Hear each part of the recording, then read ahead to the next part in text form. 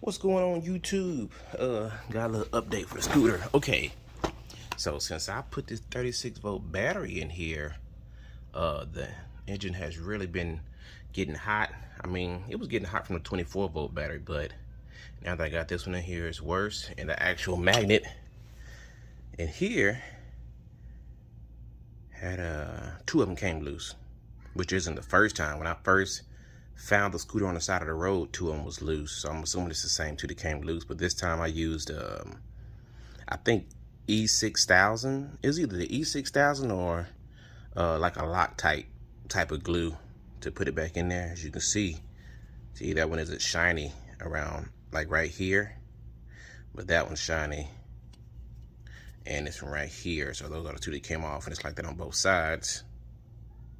So I put that back on there, waiting on that to dry. I did that last night, so you got a few hours left.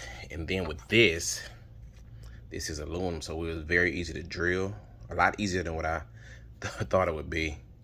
So it didn't take as long. I just went ahead and drilled all these holes. Most people would say not to, drill too many holes in there, because it's not weatherproof any longer, but it doesn't matter because I do not ride this in the rain. Even if it just stopped raining or drizzling, I don't ride it. So I shouldn't have nothing to worry about, but we'll see at a later update. I did kind of damage one of the wires right here, so I just taped it back up with some electrical tape, not paying attention. And I guess that's it. Hold on. You know what? It's another piece right here that is missing. Maybe it's outside.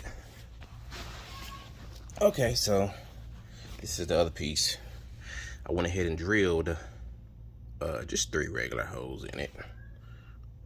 Put it up against that background so you can see just 3 little holes in there. Just for like, ventilation. So it'll have one at the top part, then it'll have one at the bottom part. But yeah, so I'll keep you guys updated on if it works or not. Peace. Like, subscribe, and share.